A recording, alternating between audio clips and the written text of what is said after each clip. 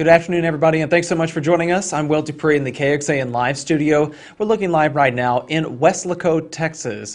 Governor Greg Abbott, there you see him approaching a stage in just a moment to deliver some remarks alongside former President Donald Trump, walking right there next to him. Joining them today will be Lieutenant Governor Dan Patrick and a number of other state and federal Republican officials. They're going to be touring and showing off a section of the border wall there that's happening along the Texas border. Earlier today, I should say, the governor led a border security briefing to share updates about work that is happening with law enforcement officials there, not just along the border, but also in other parts of Texas.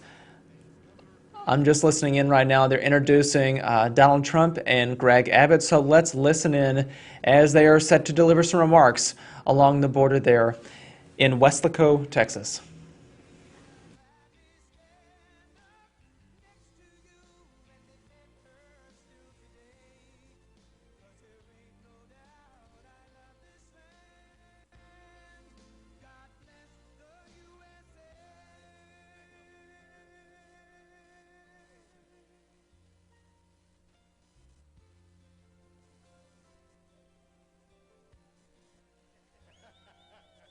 From the lakes of Minnesota to the hills of Tennessee, across the plains from sea to shining sea, from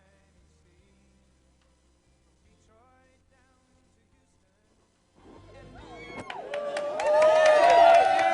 to Houston. Well, howdy everybody. Let me tell you, this is Governor Greg Abbott, and join me in welcoming back to Texas a great friend to Texas, President Donald Trump.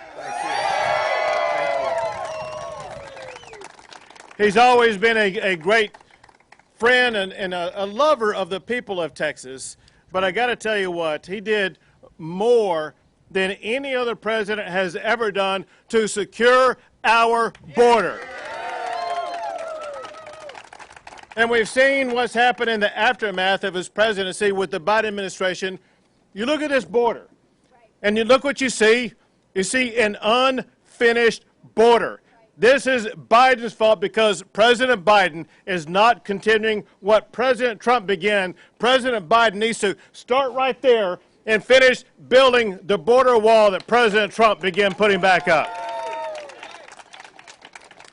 As you can tell, President, is far different than it was when you were president, but it's more than just the wall. It's the consequences of what has occurred because of the lack of a wall.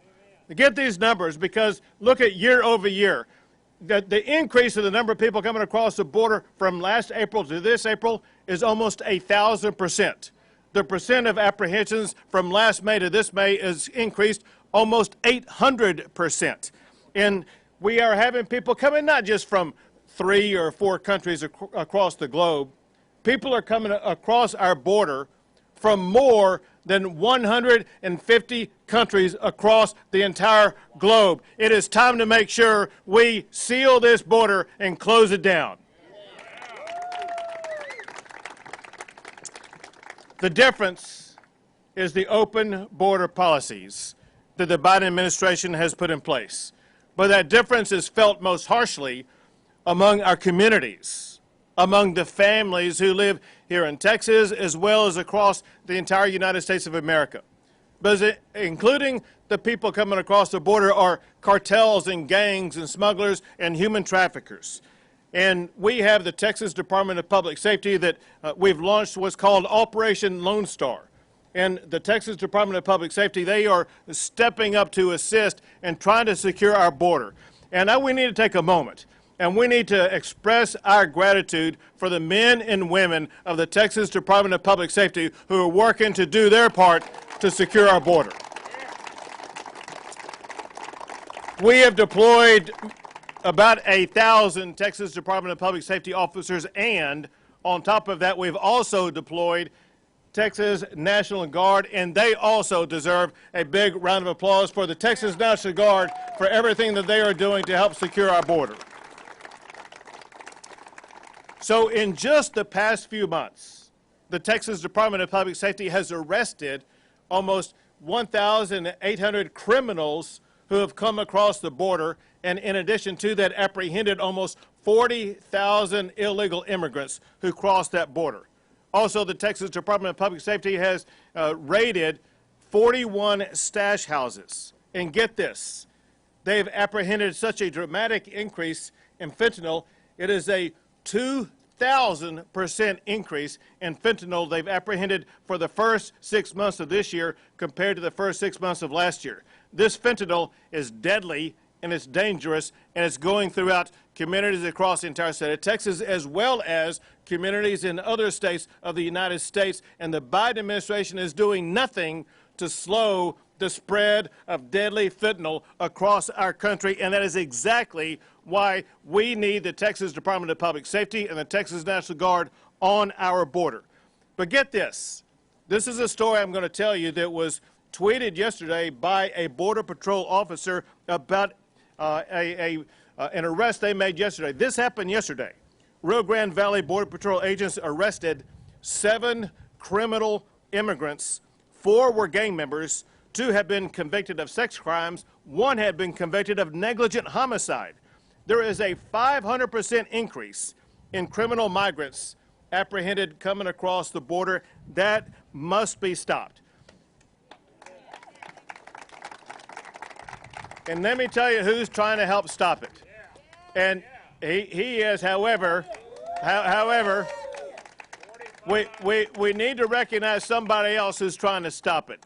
And that is the men and women who serve in the Texas legislature. Thank you all for what you do, because here's what they did. They appropriated more than $1 billion for Texas to step up and do the federal government's job and to secure the border. And then on top of that, there was an additional appropriation of almost $250 million for Texas to begin building the Texas border wall. And that process has already begun. We've already begun clearing out land, acquiring land, and we're going to begin the process of putting the border wall up, just like President Trump did, just like what President Biden should be doing. But let me go back to one final point. We need to emphasize exactly why we're doing this. We're doing this because our fellow Texans and our fellow Americans, they're being threatened every single day. I've talked to people from in this region all the way up to Del Rio. Their lives and their property and their families are being overrun with the people who are coming across the border. I cannot tell you the number of people who have told me that they've had guns brandished in their faces. Their children live in fear about just playing in their own yard. Neighborhoods are overrun. Property is being broken into. Ranches are being destroyed. And the federal government and the Biden administration does not care about it.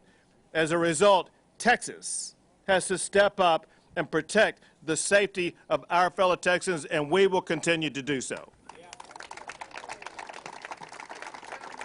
But we know that the person who led the charge to get us here in the first place, a person who loves Texans, who loves America, and he puts Texans and Americans first, and that is the man who began to build the wall, the man who did more to secure the border than anybody and any president ever has, and that is President Donald J. Trump.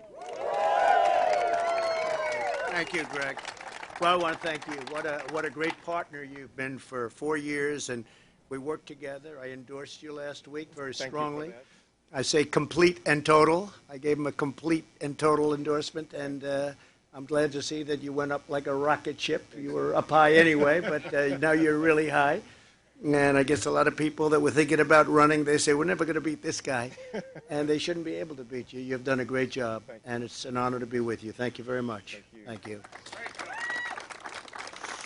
You know, we have the largest contingent of Congress ever at one point. I wasn't going to read your names because there's too many of you, unless you want me to. Should I read them, Billy? Tell me, should I read them? Your name's not even on here, but I got my guy there. But I want to just thank everybody. I think I should really. First, I have to start. Unrelated, a friend of mine, the head of my campaign in Texas, remember they said, oh, Texas will be a very close. Well, it wasn't close. We won in a landslide. And you have a lieutenant governor who's been a friend of mine from day one, from the day we met him, and he's gotten more gray over the years, okay? In fact, over 4 years, you've gotten a lot grayer, right? And you look fantastic, and you did a fantastic job for me. And Dan Patrick, I want to thank you very much. What a job you did. What a job you did. And Ken Paxton, I call you an activist. You are active, and you helped us a lot. And if you did the same job that they did in Georgia and a couple of other places, we might not have won Texas, but we won because we had strong laws and strong access. People had access, but people that were supposed to vote had access. And the job you did, I'd like to congratulate you and Dan and the governor, because the election was an incredible thing. It ran smooth, and we won like we were supposed to win, as opposed to other states that we won, but they don't show that way. And as you know, the border was a big, big factor for the first election. Somebody said, how big was the border? I said it was so big that it helped me win the first election. And then we did such a good job that, frankly, it wasn't a factor in the second election. That's all it was. And yet, remember, we got 12 million more votes in the second election. So with or without, thank you, Lauren, I appreciate that. But with or without the border, we won at a level that was nobody's ever seen before. And we got 12 million more votes. One of the fake news media was saying to me the other day, tell me, what was the difference between the first election and the second? I said, well, the difference was I did much better in the second, which is true. And those rallies, we had 58 rallies, average crowd, 25,000 people, and we'd do some of them on one day's notice, and you'd get there, you'd have 40, 50,000 people. Butler, Pennsylvania, 58,000. Florida, 71,000 people on 2 days' notice. And by the way, we were great in Florida. We were great all over. And I just want to thank everybody. The election was incredible. What we did in this election was incredible. And it's a shame what happened, because, you know, we're talking about something that we shouldn't even be talking about right now. We shouldn't even be talking. But when you think about it, we did so well that it wasn't an issue. We did well in the election for other reasons, because we rebuilt our military and we came up with a vaccine in 9 months that everybody said couldn't be done in 3 or 4 or 5 years, and so many other things. And I also want to thank, because I see him, Jim Banks is here, the study group. Where's Jim? Jim, where are you, Jim? You know, and he's another guy that, I'll tell you, he's called strong, silent.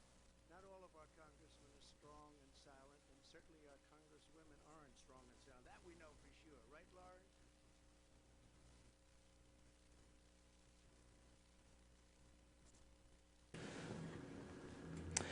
Hey there, everybody. Will Dupree again in the KXAN Live studio. We're going to interrupt the former president's comments now, because we also wanted to carry and show some of the Texas Democrats are holding their own news conference at the Texas State Capitol to address Donald Trump's visit to the border and Governor Greg Abbott's comments earlier today. So I'm going to switch over to that really quickly, and we may go back out to Weslaco here in just a few moments, but we want to be able to carry this news conference from the Texas Democrats right now. So we'll do that for just a little bit. So continue to bear with us here on KXAN Live. Actually has access to be able to vote.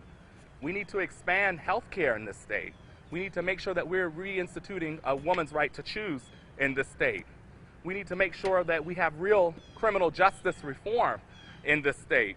And Governor Abbott is clearly distracting from that, from today. One of the things that's important about Governor Abbott and what we've seen in terms of his lack of leadership in this state is, it seems that every time that there's a crisis or a challenge that this state has faced, we deflect to the border. Last year, and even now up to this point, we faced a ravishing and dangerous COVID-19 pandemic. And every time we saw cases go up, infections go up, we saw the governor go to South Texas and talk about the border.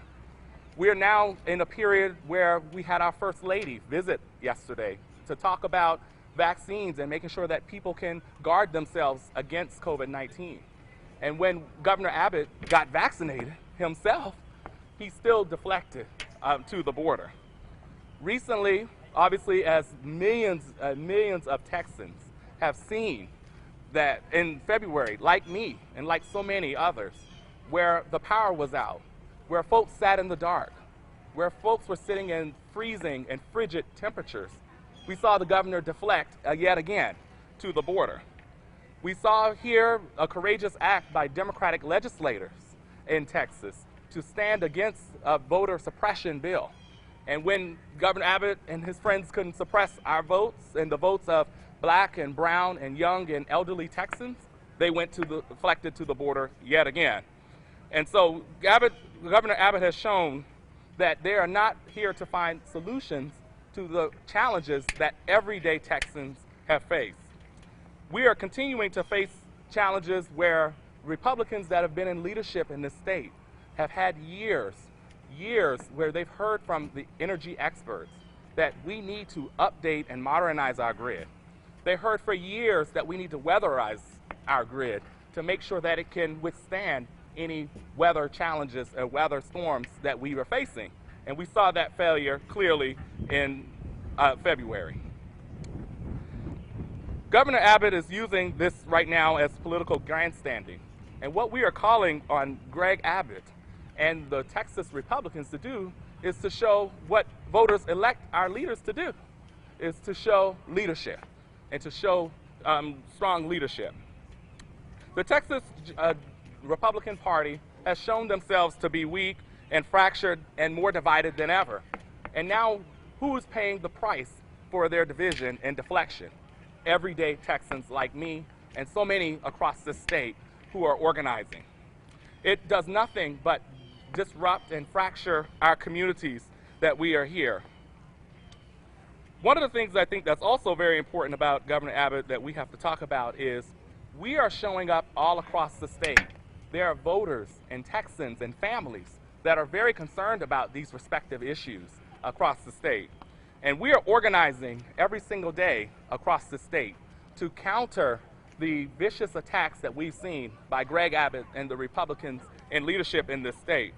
And every single day until November 2022, we're going to be present in communities across the state to hold Greg Abbott and those in leadership accountable for the services that voters and Texans in this state need and also deserve. We're pushing to make sure that we register millions of voters to make sure that they are able to participate in the democratic process, because we will see the state change when we have strong democratic leadership that Texans deserve. And so I'm grateful to be here today. We heard, obviously that the governor has been spending time with the ex-president right now in South Texas. But at the end of the day, while he's spending time in South Texas, people are worried that if tomorrow their power could go out. And if anybody who's standing here right now feels what I feel, it's hot. It's hot out here. And if y'all know anything about hot Texas summer, it's only going to get hotter. And we need to make sure that we have a grid that can withstand the electric needs of Texans and families so we don't have to live through dangerous temperatures ever again. And so we're calling on leadership in this state to ensure that our families and our voters and our Texans and our neighbors are protected. So that concludes my remarks. Next, I'm going to bring up Representative Celia Israel, and thank you for your time. Can you tell us your name and title again? Sure. Jamar Brown, Co-Executive Director of Texas Democratic Party. Thank you.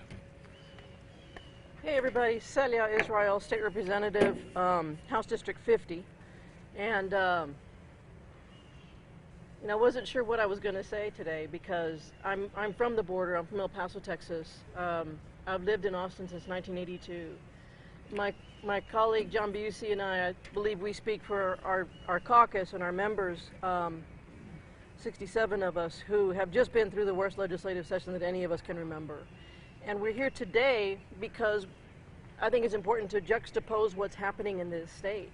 Right now, the governor, who has called us back for a special session and not told us what we're coming back for, is going to the border with a disgraced ex-president to highlight the fact that, for me, we continue to spend our state resources on a make-believe crisis while there are so many other crises that we need to address.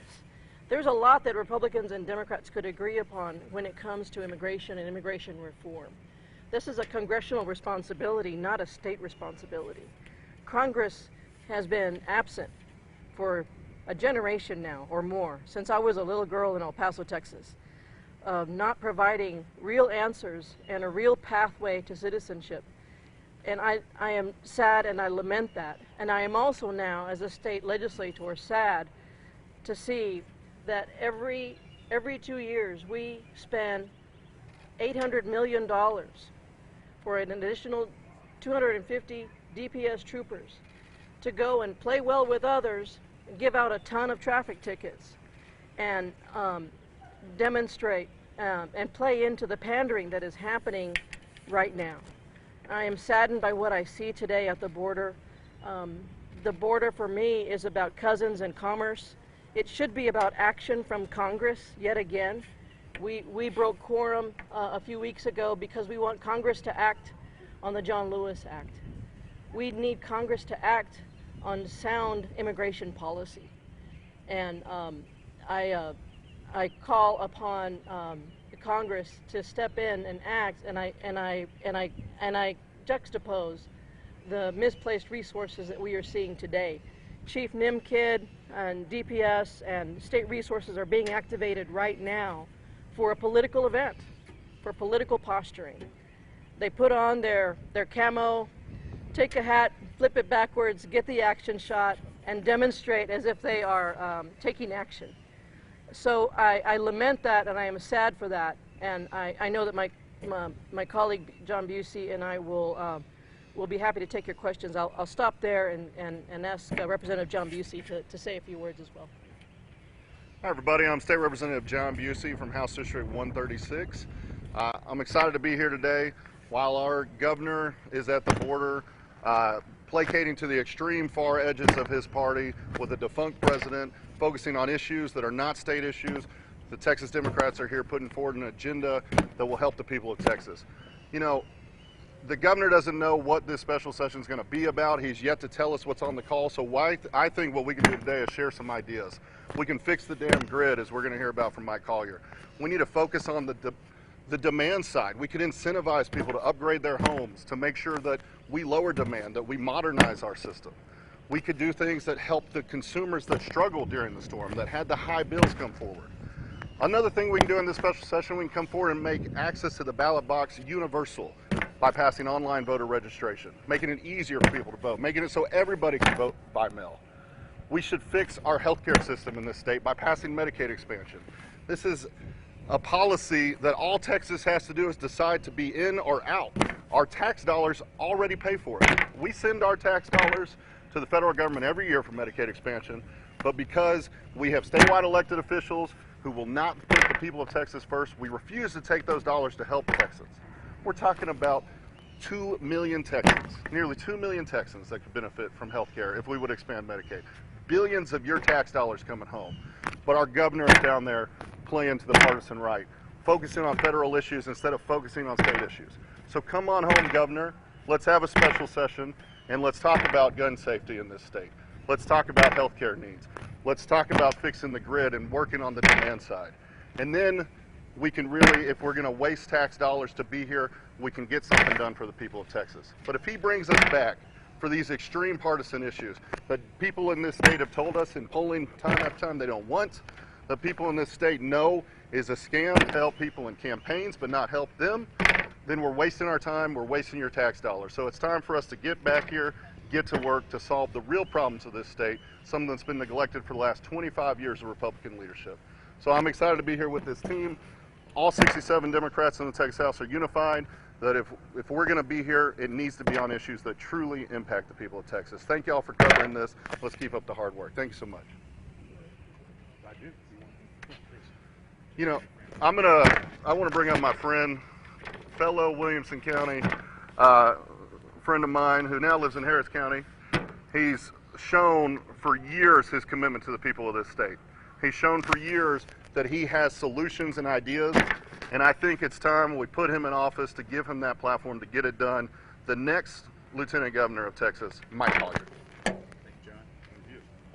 Well, hello, everyone. As John said, my name is Mike Collier, and I was the 2018 nominee for Lieutenant Governor, and I'm organizing a campaign, and we'll be talking about it at length in a few weeks, again for Lieutenant Governor against Dan Patrick. And the reason why is that Texans need a watchdog. I've been saying this for years. We need a watchdog to protect our families, our property from con artists and crooks. And that's what this is all about. And I'm here because I have a message for Governor Abbott, Lieutenant Governor Patrick, and the rest. They need to fix this damn grid. And as somebody who's made his career in energy, I'm going to talk about that. And I want them to know also that Texans resent the fact that they're wasting their time on a publicity stunt on the border, and there's no other way to describe this. Abbott talks about a wall. He's not going to build it. He's down there with Donald Trump. Donald Trump didn't build a wall. Abbott's not going to build a wall. They're trying to see how many miles they can get out of this con. And it's worse than just conning us. They aren't addressing the issue. There are people that live in South Texas and they want to live in safety. And we have to address that issue. And I'm very critical that that's what they're doing down there. And we'll have a lot to say about the border in due course. But today I want to talk about fixing that damn grid. And I'll tell you why. This is a dangerous, dangerous situation. One of the gravest risks that we face in the state. We saw in February. And I want you to know the background is, several years ago, our grid was designed by Enron. It was designed by Enron to make money. And the legislature was warned again and again and again that it is designed to fail. It will fail. Not only could we get into a situation like we saw in February, where we have big blackouts around the state, there is a possibility that the whole thing would go down. And it takes a power plant to start a power plant. We came within 5 minutes of the state of Texas being without power for weeks. Imagine how many people would have died. A lot of people did die in the freeze. Now look at this heat wave in Portland, 115 degrees. Just imagine if that hits here and we can't keep up and we have to shut down the whole thing and we stay shut down for weeks and weeks and weeks. That is a very real possibility. They need to get up here and fix this damn grid. Now when Enron designed this many years ago, the experts said it would fail. They didn't say when, but they said under the following circumstances it would fail. We would reach a point where it didn't keep up with growth, we didn't have the capacity, we didn't have the maintenance, and it would fail, and it did. Hundreds of Texans died as a result, and we all suffered billions in losses, and we all know what happened. So we have to fix it. Did they fix it? I mean, the legislature was in session. Did Abbott fix the grid? The answer is no, he didn't do a thing. That bill is window dressing. It will not produce what we need in terms of capacity, maintenance, and the rest. And we are still in peril. And he had the audacity to say it's now fixed. That just is not the case. So what I'm doing is I'm calling on Greg Abbott, Dan Patrick, and the rest. When you convene in the special session, fix the damn grid. And here's what you must do, among other things. You must manage the capacity. We have run out of power capacity in this state. We must provide incentives so that we have the capacity. We must provide economic incentives so that the capacity is maintained. We must winterize, and don't just say winterize. We need timetables, specifics. This is dangerous stuff. Also, it might interest Texans to know that we have been paying more for power, not less. We have been paying more for power for a rickety grid that doesn't work. That problem has to be solved. Also, look what happened in February. You have a handful of companies who made unbelievable profits while we froze, driving a handful of companies bankrupt. Now what happens next? The companies that made that money get to keep that money, and the companies went bankrupt are being bailed out by us. It's landing on our backs again. It always does when Republicans are in charge. So we have to solve that problem. And also, when there's an emergency, you can't find ourselves in a spot where Texans are paying thousands of dollars for power and energy companies are out there making billions of dollars in profit. These are the things that have to be fixed. Texans demand that it be fixed.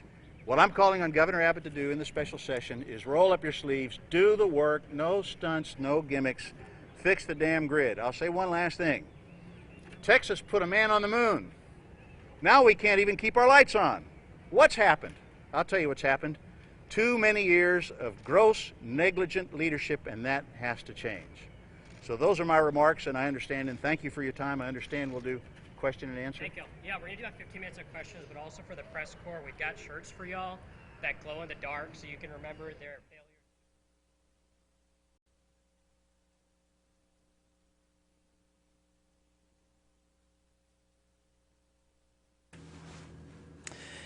Will Dupree here again in the KXAN Live studio. You just heard from 4 Democratic officials here in Texas. Jamar Brown, who is the new co-chair of the Texas Democratic Party, Representatives Celia Israel and John Busey, as well as Mike Collier, who is running to become the Democratic nominee for Texas Lieutenant Governor and ultimately face Lieutenant Governor Dan Patrick next year in the 2022 election. We're going to go jump back to the border, and if you'll just bear with me, I'm going to pull that up really quickly.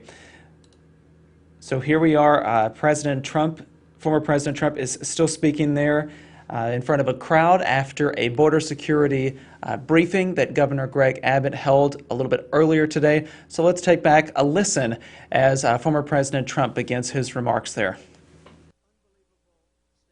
And thank you, Jim, and everybody. Thank you for all of these incredible congressmen that came and women.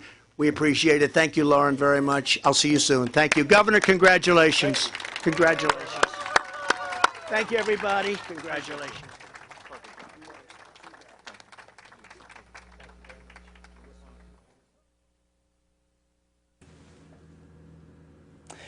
We caught the very tail end of that, and I want to apologize for that. We wanted to provide some balance with this, so we covered that full and streamed the Border Security Summit a little bit earlier today in full, and we wanted to give equal time to both the Republicans and the Democrats on this very divisive issue, namely border security there. Again, you see former President Trump and Governor Greg Abbott leaving the stage near Weslaco. And in the crowd are a number of elected Republican leaders, both state and federal. We saw some shots of that a little bit earlier today, and just wanted to note that too.